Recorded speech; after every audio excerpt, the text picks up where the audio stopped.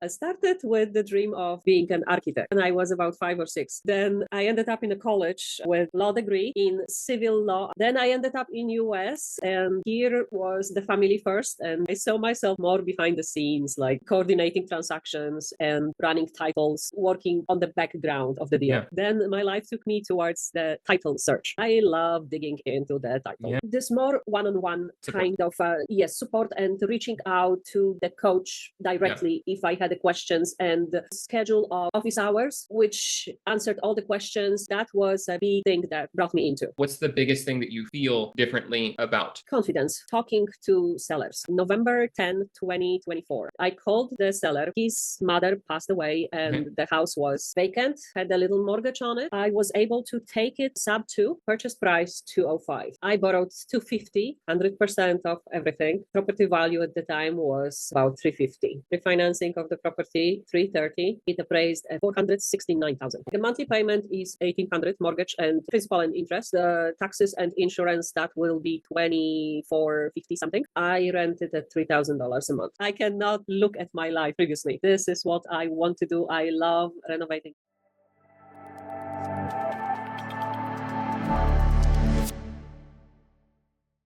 Welcome. Hello, everybody. Welcome to another REI Automated Client Highlight. Today, I'm speaking with Marzena.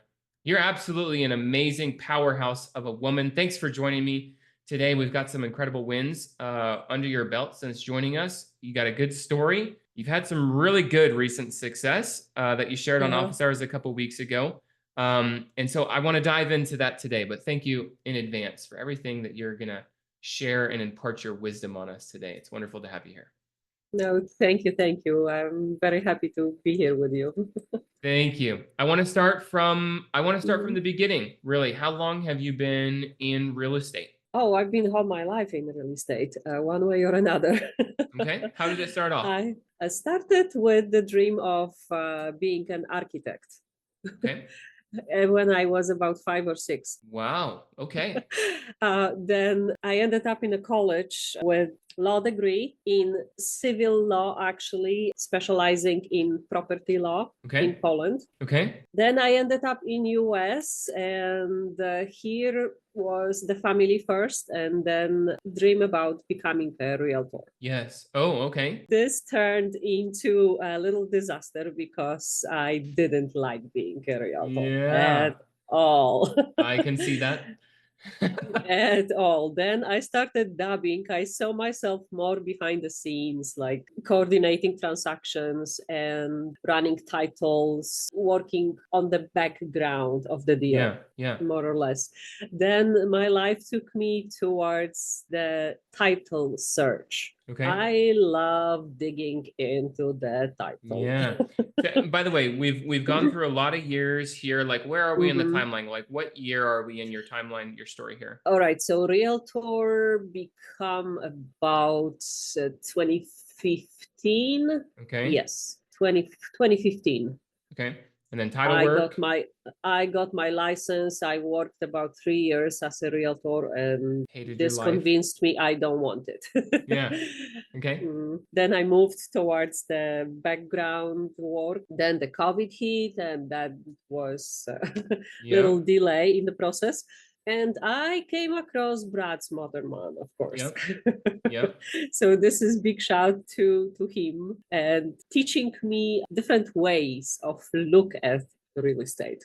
Yes. What year are we in now? 2023, right? 2021. Oh, okay. Yeah, 21, I believe. Yes. Somewhere on the way, I think it was like beginning of 21, I had in my hometown of Cranberry Township, PA, event that highlighted the buying properties through tax liens. And this opened my eyes to not the market, real estate market, but any other ways. Then Brad Smotherman came through, and his program, which taught me a ton. And then I was looking something to progress and be more into personal kind of coaching relations. And I knew you from Brad's program, so I think we clicked, and I kind of personally got drawn to this kind of energy. Yeah. And and What year? that's What it year was is. that? Was So that the end of 23 or 20 beginning of 23? yes, 23. End I of 23. think we met first at Mastermind in April 23. Okay, cool. We've actually known each other longer than I thought that we did. I thought that we met in the fall mastermind of 2020. Cool. At Okay. Fall Mastermind, we talked a little more. That was right before you joined. You joined right after that one. That's right. Yes. Okay, very good. What was the main reason why you were drawn to me/REI Automated? What was the thing that was missing in your life or in your business that you were like, hey, I feel like you have a solution for this? This more one-on-one kind of support and reaching out to the coach directly if I had the questions, and definitely the schedule of office hours, which answered all the questions and ask all the questions you have, stupid, not stupid, otherwise.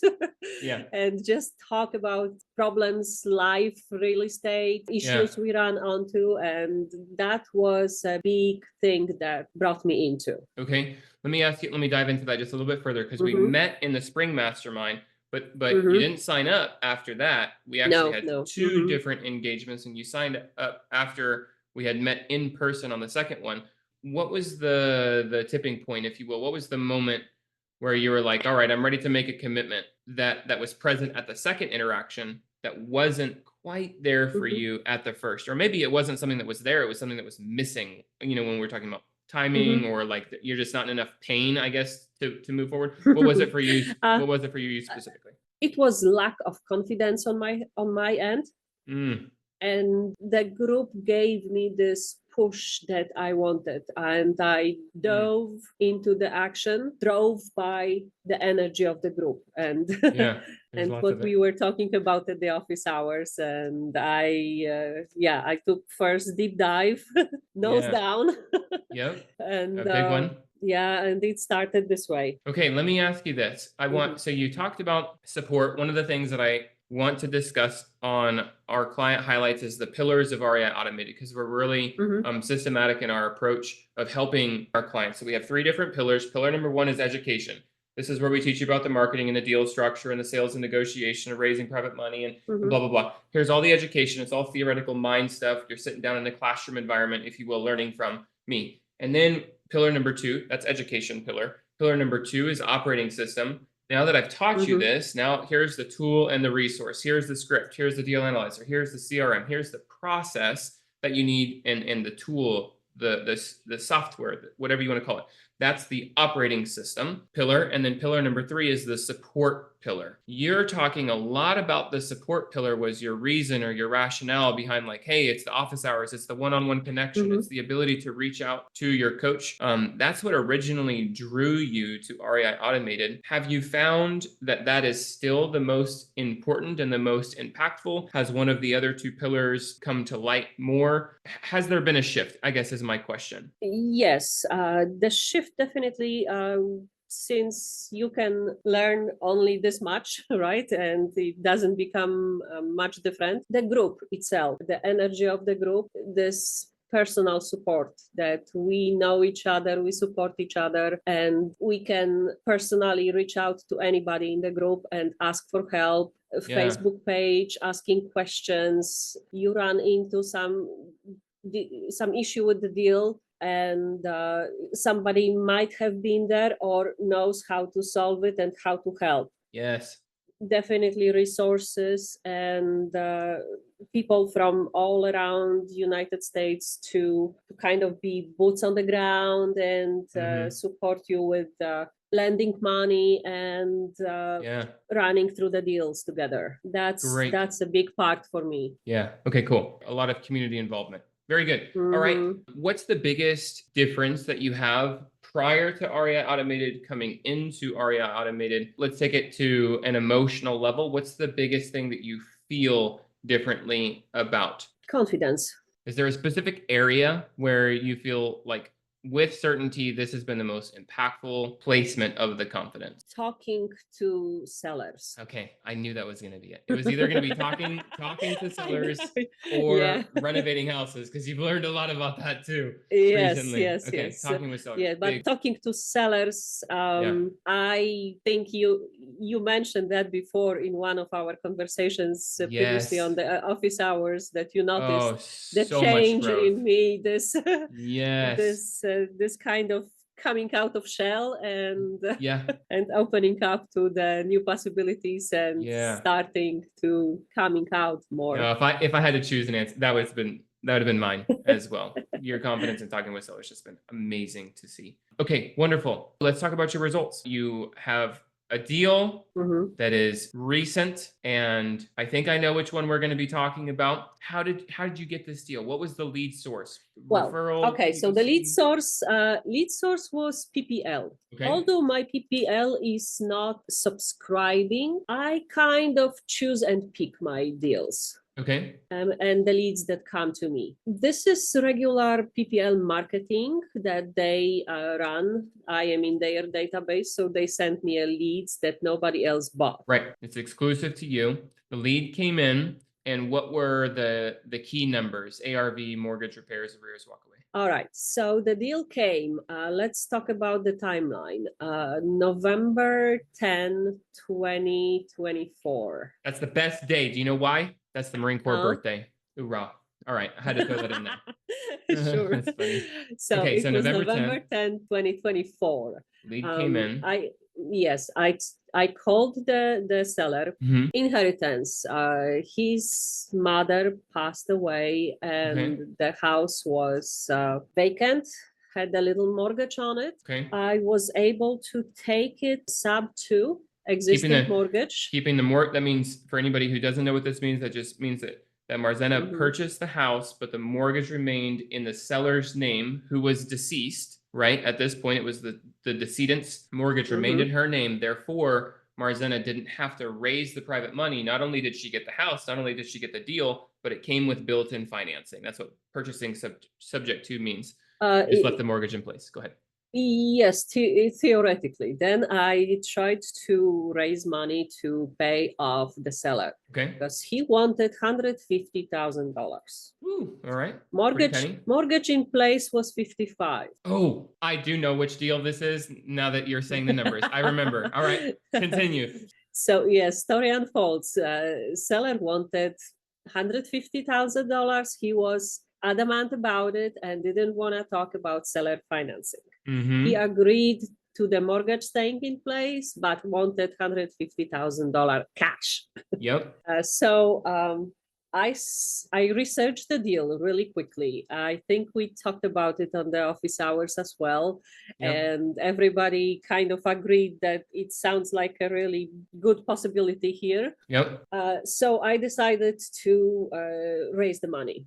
I talked to the million of lenders. Million of lenders. Me being relatively new in the field, I had only one deal under my belt done a couple months before, and it was the biggest obstacle here that I didn't have experience. And here, Brad Smotherman's group came again along.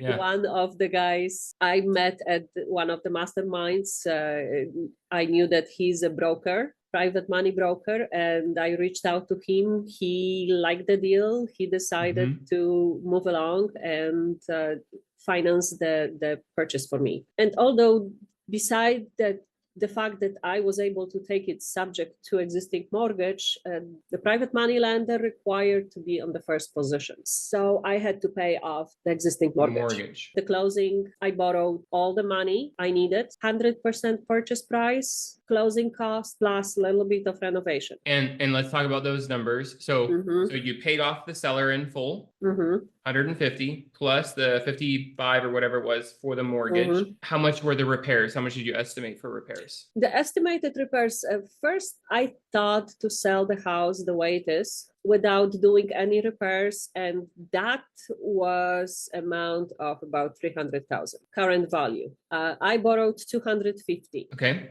So I would still walk away with a little bit of money But when I saw the property, I kind of fell in love with it. And your repairs went from 0 to almost 70,000.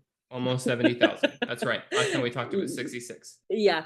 Cool. All right. So and I am counting all my trips cost because I drove those several times. Because you actually went there. I went there several times, yes. Which, of course, why would you not? You live in Pennsylvania. This house is in Florida. Yes. So, yeah, business expense all the way. So the structure of the deal was initially, it was sub 2 with the intention to just wholesale it. But then you switched it out. You decided, instead of buying it sub 2, I'm just going to do cash for the whole thing. And then you thought, oh, I may retail this. I may do a whole bunch of renovations in order to get it sold on the retail market.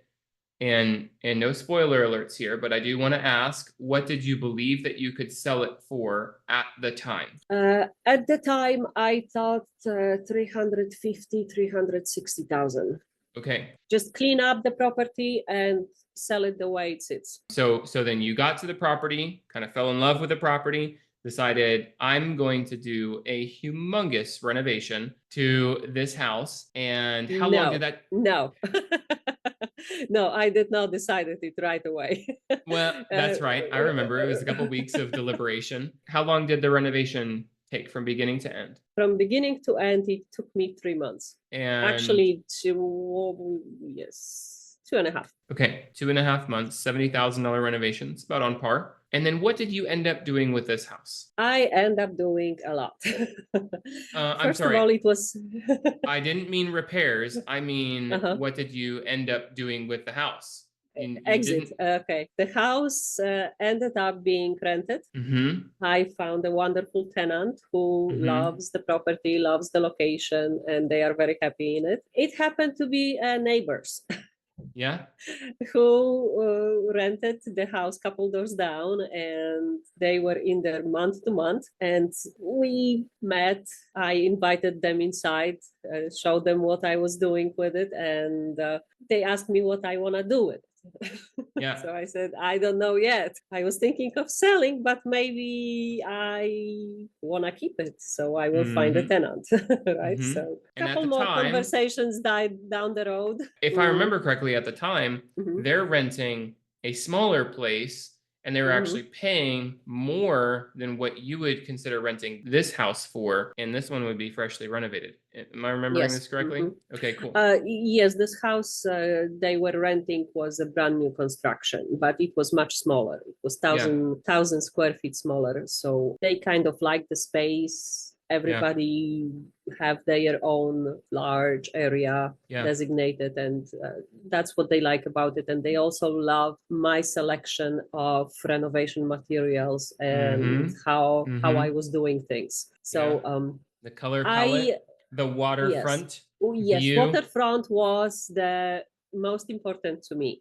Yes. The lake shore, it is sitting on the lake. So lake shore was very neglected, overgrown, looked like a jungle. Yep. And that was my first thing to tackle. I called the guy who specializes in cleaning the shorelines to open up the view to the lake. Yes, that and man, did it make a big difference too. Oh my Even more gosh. than I thought. Even more than I thought it was going to. It looked gorgeous. Yes, so the property is surrounded with water on two sides. On one side, behind the property is the canal, drainage canal that needed to be cleaned out as well because the grass was like mile high. And the other side is the lake. So at the time, I didn't know about it, that the lake is a part of chain of lakes. Yeah. The lakes are connected by canals. 21 lakes in the area are connected by the canals. So this people have a blast on their airboats. This is completely different story. Yeah. When you have little water and unlimited water, where you Yes, can go that's miles right. and miles on lots of different lakes and everything is connected. So Yeah. this, I found out from the appraisal, makes about $100,000 difference, which I had no idea would do. Yes. So, all right, let's go ahead and dive into the numbers. Mhm. Originally, you were cash entrance strategy, wholesale exit. You figured, I'm not going to do anything to it. I'm going to sell it for Mhm. 300.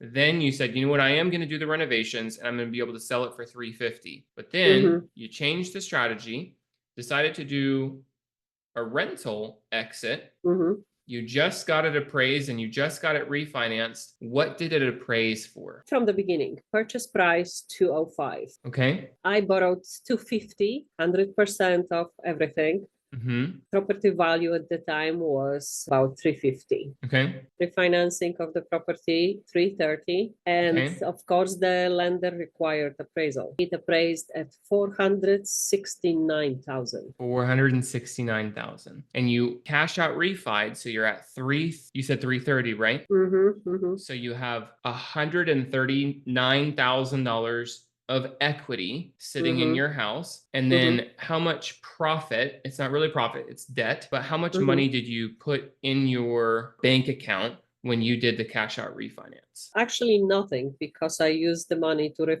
finance my next purchase. Oh, very good. Okay.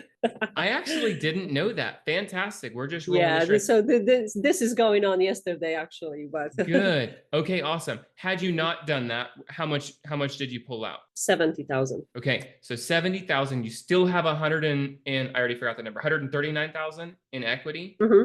And how much is your cash flow? How much is your monthly payment? And then how much are these people paying you to rent the house? Okay, the monthly payment is 1,800, mortgage and principal and interest. The taxes and insurance, that will be 2,450 something. Okay, I rented at $3,000 a month. So very good. So your cash now, 550, 70,000. 550 cash flow. 550 spread. So cash, if we were to break it up into a three-part profit center, cash now, cash flow, cash later, 70,000 cash now, $550 per month cash flow, and $139,000 cash later. Is that correct? Yes. Fantastic. What Yeah. a huge win. And for your second deal, correct? Yes. Yeah. My first deal was Amazing. 70,000 profit. So Amazing. Both of these are killer. What's your new one? Let's jump into it just super quickly and then we'll jump back into this one. But I'm curious. I didn't know that you already. Sure. Yeah, the new one is Dallas, Texas. Okay. What are the numbers? How much are you expect? Well, what is the structure? Is it a wholesale flip? It is auction, actually. I bought another house at the auction, private auction. It costed me arm and leg as auctioneer fee. Yeah. But I asked you about the realtor whom you can recommend in Texas, and I found a realtor in place through this guy you recommended. Good. Fantastic. Yes. I'm so happy. The girl is awesome, and communication is fantastic, and good. She ran all the numbers for me, what we can expect and what we can rent it if I decide to move forward. So the numbers look like this. The purchase price is 175. ARV is about 280. The way it sits, if I decide to do a little bit of renovation here, because house is in really good shape. It needs a little bit of electrical work and replacing one of the foundation support beams. Okay, so $10,000. Just one of the. No, this is about 3,000. This is just one beam. What about the electrical panel? 35, 55? Okay, cool. 3,000, yeah. Easy. 6K in? Yeah, I was thinking 10 to put fresh paint, fresh coat of paint. And there is one spot with the ants that need treatment. So yeah. Okay. All right. So a little bit of repairs, then how much will it be worth once you're done? 320. Okay. Great. Purchase So 175, yes. what are you projecting your profit center will be cash Uh, out, cash flow, cash later? The property is currently tenant occupied. Tenant expressed interest in staying in the property after it gets sold. I had no pleasure yet to talk to him personally. Everything is communication going through the auctioneer. Mm-hmm. And yeah, I asked the contacts. They have not given it to me yet. But okay, the numbers look like this. Rental value of this property is anywhere from 23 to 2,800. Wow, big spread. Okay. Yes, but there is no inventory right now, so I am thinking of going 2650 about at least. 2,600, 2,500 to get rid of it quickly. Okay. All right. That's reasonable. Absolutely. Yeah, my cash flow would be about another $500 a month in here. Good. After you refinance, what will your cash now be? This will be about 30,000. Okay. And then how much equity will you have left? Another 30, not much. No, that's great. 30,000 in your pocket, 30,000 in equity, $500. You are literally getting paid to buy this house to get more money, cash flow, and equity later. I mean, what a steal of a deal. Wonderful. This is really good. Congrats. I'm very excited for you. This is absolutely amazing. Our businesses need cash, right? Cash is what pays the bills. Cash is what buys the leads so that we can put money into marketing, for our tech stack, for our mentorship, for bringing on employees to help offset all these things. We're wearing all of these. We're the lead manager. We're analyzing the deals. We're the acquisition manager. We're the disposition manager. We're the project manager. We're the capital creator. We're the oh my goodness sakes, bringing on some help. It pays for all of that. So I'm really looking forward to scaling this up with you. Let me ask you this. Let's go back to the first deal, your house in Florida that you recently refinanced. What was the biggest challenge that you had on that one? Decision, if I want to keep it or if I want to sell it. Yes. That's so funny. I'm calling your answers because we've talked quite a bit on this deal. Yeah. Do I sell it and get all this money right now, or do I have this beautiful house on the beautiful lake in Florida, which is obviously better than Pennsylvania? Yes. I support your decision of keeping it. Yeah, that's a tough. And it was you plus decision. couple lenders I talked about. The lender who financed my very first deal, they trusted me with completely no experience. Yeah. And I borrowed the money and I sold the house with $70,000 profit. Yeah. And I kind of developed a really close relationship with the lender as well. Hard money. And he says, don't sell. Yeah. Keep it.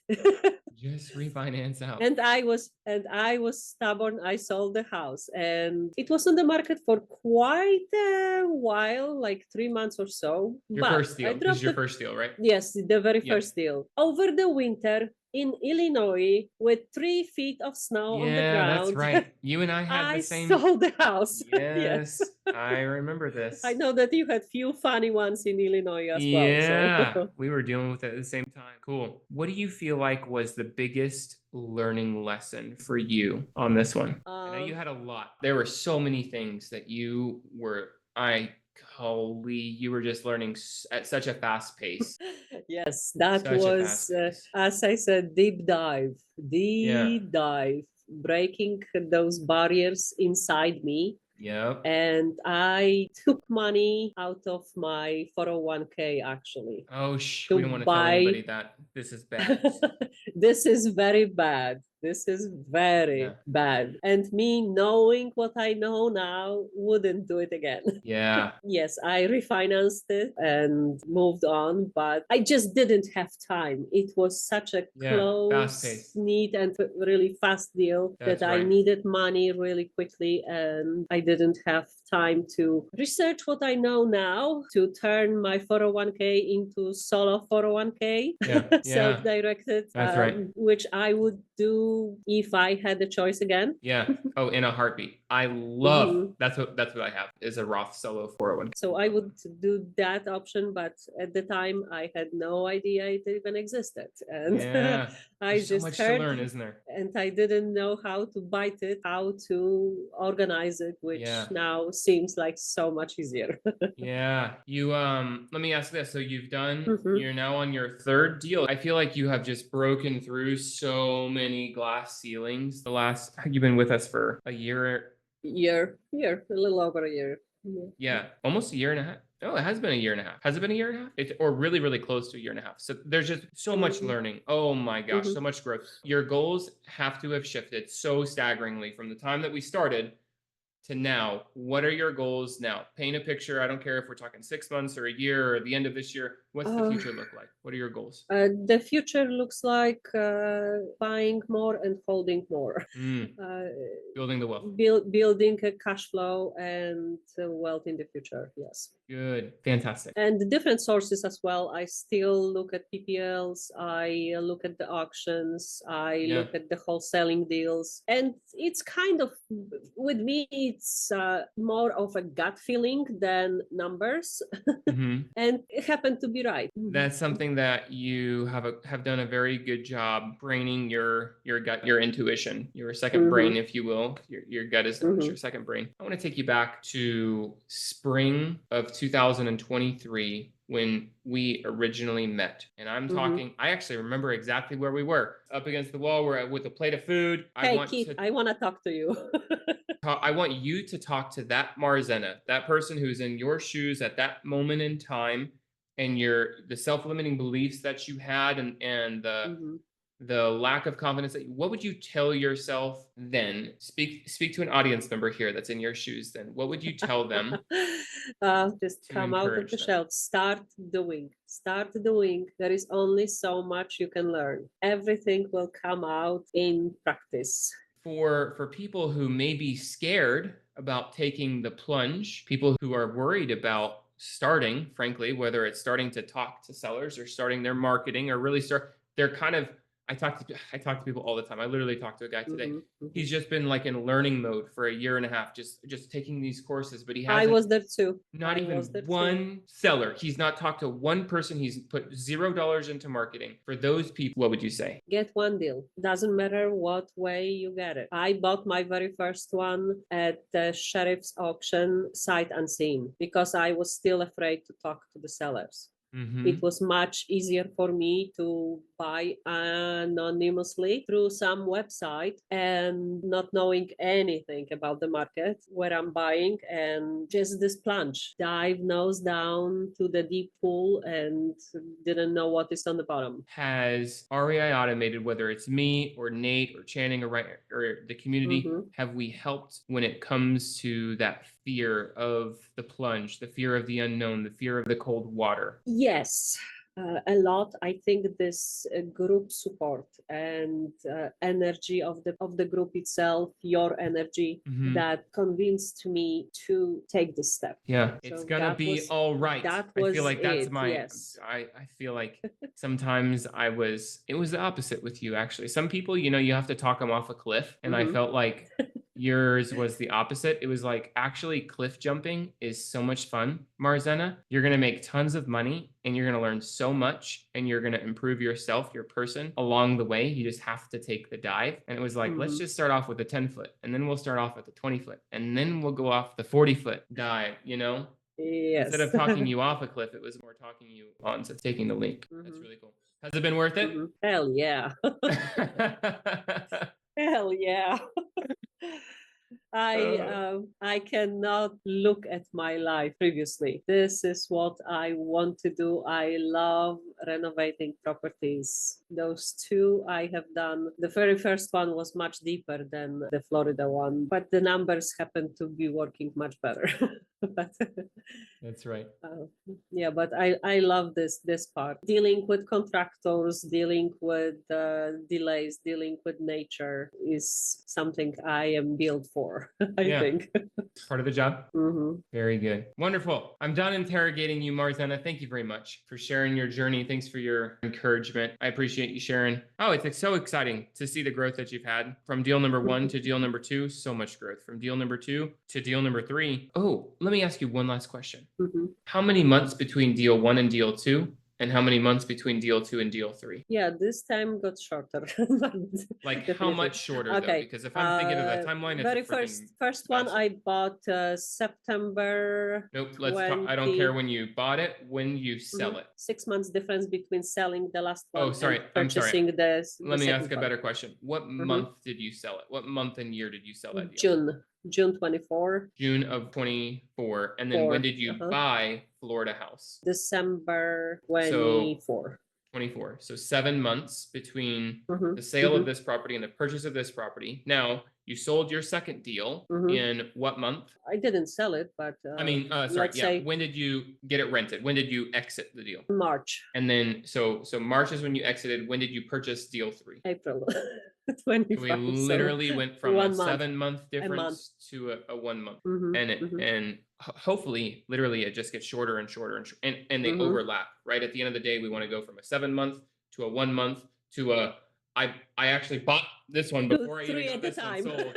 Yeah, and then where I am now, it's like, hey, we have multiple that we're buying this month and multiple that we're selling this month, and it's just an exchange with like a 5-month delay or something. You know, like I really enjoyed it. That's good to put numbers to quantify. It's so hard to quantify your growth, but if we just look at those, I think that is like a quantifiable representation of the growth that you've had in your business. Very cool. Yes. Awesome. Thanks for that encouragement. That's a good story. You have the right system, you have the right support, you have the right marketing, the leads coming in. Like, it's a recipe for success. Congratulations. The most important relationships. Dealing with somebody who have done it before and knows how to reach to the right people. Yeah. To support you, to give you encouragement, to borrow you money, to sell the property. Yeah. And that's all very important too. Wonderful. Thank you for saying that. Appreciate you, Marzena. Thanks for sharing your story. A lot of people are going to love this. All right. I'll see you soon. Thanks.